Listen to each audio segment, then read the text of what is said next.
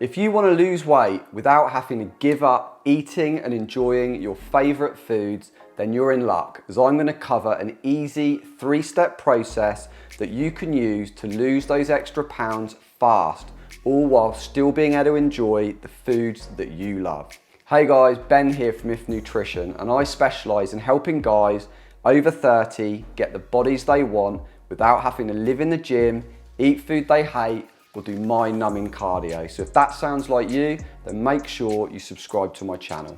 Okay, so firstly, let's cover exactly how you lose weight, as this seems to be something that gets lost in translation through the diet industry trying to sell you a lot of crap you don't actually need. So let's clear that up now. Weight loss is all about creating a calorie deficit, meaning that you consume less calories than your body needs in order to meet your individual energy demands. What foods that make up those calories are largely unimportant for weight loss, meaning that if all those calories came from Kit Kats, you'd still lose weight if you simply stayed within your calorie target and in that calorie deficit, as your body will then pull the remaining calories that it needs to fuel your body from your own fat stores. And this is how you actually lose weight. Basically, you're going to be using your body's own fat stores for fuel rather than getting it from the food and drinks that contain calories that you actually consume. Now, before everyone runs off to start a new Kit Kat only diet, I'm not saying that you should live on Kit Kats. That would be pretty insane, as a Kit Kat doesn't really contain any of the nutrients, vitamins or minerals that our bodies need to stay fit and healthy, the kinds that we get from whole foods like lean meats and vegetables. But I want to make a point that from a weight loss point of view, as long as that you are still in a calorie deficit, you are going to lose weight regardless of the foods you eat. And this is why, regardless of the diets that people adhere to, the only way they're actually going to lose weight is if that diet makes them consume less calories than their body needs, putting them into a calorie deficit. And this is where being able to eat your favorite foods and still lose weight is absolutely possible. And actually, I believe the key to being able to lose weight long term, stay healthy, all without cutting out the foods that you love. So now that we've cleared that up, let's jump into part 1, which is all about calculating your individual energy requirements. Now, we can crunch the numbers and we can work it out the hard way, but don't panic.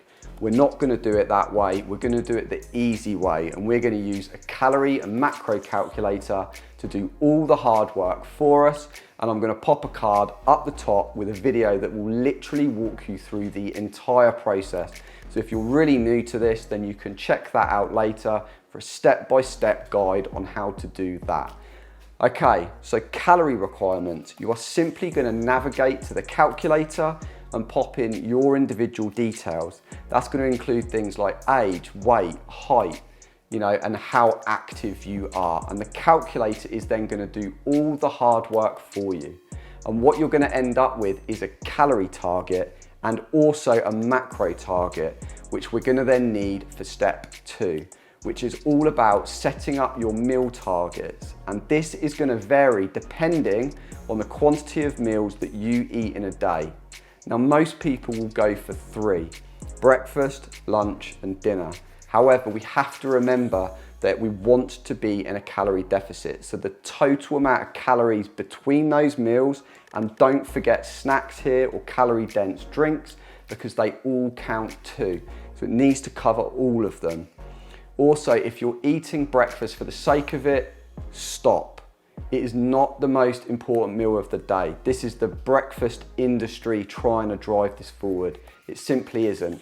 If you don't want it, if you don't need it, or you don't like it, just simply save your calories for other meals or snacks, because it's going to give you more calories and bigger meals. Once you have your number of meals and snacks, you can pop those into a free app called MyFitnessPal, and you can set your calorie and macro targets that you already have from working them out in the calculator in step 1. You then have your calorie targets for your meals, and we can move on to step number 3, that all important step of building in your favorite foods. As I said, we need to stay inside your calorie target, but we also need to ensure that you're still getting a large part of your diet from close to source, whole foods that are nutrient dense, things like lean meats, pulses, vegetables, etc. And I think a good figure to aim for here is 80% of your calories coming from these kinds of foods. This then leaves 20% of your calorie target to come from less nutrient dense food, snacks and meals, which I'm guessing is the food you actually want to try and build in. And if that's the case, then let's simply build it in. Now, the other good news is that it doesn't actually matter whether you build this 20% daily, weekly, or even bi-weekly. You might want to, for example, build in a cheat meal twice a week so you can enjoy your favorite takeaways. That's fine, just build it into your meals in MyFitnessPal and make sure that the calories for the week total out. It is that simple. You will lose weight all while being able to still eat the foods and snacks that you love. A word of warning here though, guys, if you put lower figures into MyFitnessPal just to get them to total out at the end of the week, they still count anyway, so be honest with what you record. If you don't, you simply won't lose the weight because you won't be in a calorie deficit. Because remember, to lose weight, all we need to do is make sure that we consume fewer calories than our body needs so that our body pulls the remaining energy requirements from our fat stores. But the foods that go into making up those calories for weight loss is largely unimportant, but we still want to be aiming, like I said, for that 80% of our calories coming from really good, whole, nutrient-dense foods. As always, I hope you have found this video useful. If you did, make sure you smash the like button. If you're new here, make sure you subscribe and hit the bell icon to be notified as soon as I release new videos just like this one to help you achieve your best body ever, all without having to live in the gym or eat food you hate. And I will see you in the next video.